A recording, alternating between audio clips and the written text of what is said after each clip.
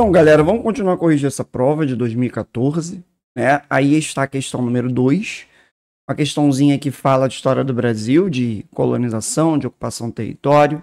Você vê expansão territorial, porque você está falando de um forte na beira de um rio, numa região amazônica. Cadê Rio Guaporé? E a expedição à região do Amazonas, Pedro Teixeira, século 17 e o forte século 18, de acordo com o que já está sendo dado na questão.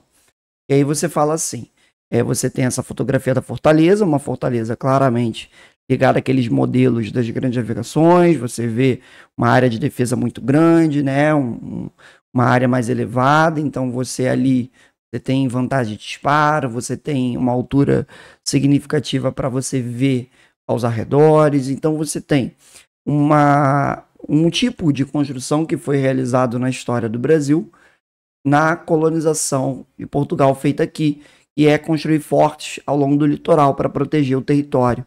Né? E isso pode acontecer também até mesmo na margem de rios, como o Foz do Amazonas, já que o Rio Amazonas é um mar, né? É um tamanho hídrico imenso, um dos maiores do mundo, e aí você constrói fortalezas ao longo dele para você garantir posicionamento. E aí você tem tela conquista do Amazonas, os bandeirantes, e você vê numa penumbra nativos, você vê a imagem mais clara na parte dos brancos, dos europeus. Então você tem esse processo de colonização que foi acontecendo. Tá, as imagens remetem a dois marcos históricos, processo de conquista e ocupação da região amazônica pela coroa. A construção do Real Forte do Príncipe da Beira, na margem direita do Rio Guaporé, entre 1776 e 1783. E a expedição à região do Amazonas, comandada por Pedro Teixeira, ocorrida entre 1637 e 1639. Esse período da expedição de Pedro Teixeira, a gente está vivendo um momento da União Ibérica. Processo esse em que você teve um avanço bandeirante significativo em busca de riquezas e tudo mais. Identifique duas estratégias de colonização portuguesa na Amazônia ao longo dos séculos 17 e 18. E aí já tem parte da questão.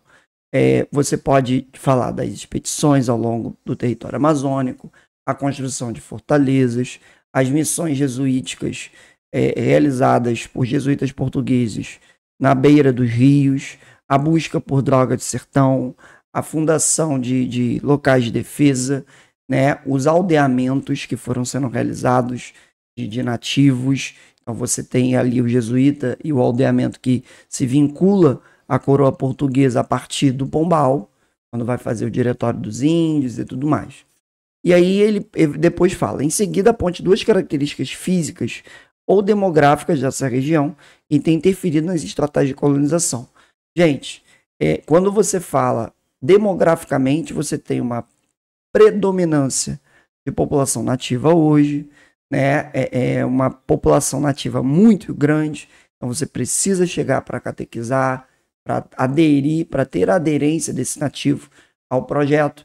A gente tem que entender que é um território extenso, é um território de selva, de mata muito extenso, e que por isso eu preciso conhecer, eu preciso saber o tamanho desse território, eu preciso conhecer o tamanho desse território.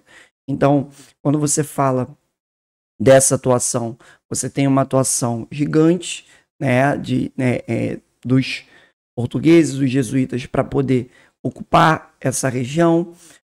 Quando você fala de característica física também, é uma região que o acesso é feito pelos rios, porque você está no interior da selva, você não tem como atravessar a mata, então você vai indo pelos rios, né? Demograficamente falando também, é uma região pouco povoada de cidades, de colonizadores, então você tem uma região muito distante, muito erma, né? Muito longe, então você tem duas características aí, físicas ou demográficas, que favorecem a gente entender essa questão. Beleza? Tranquilo?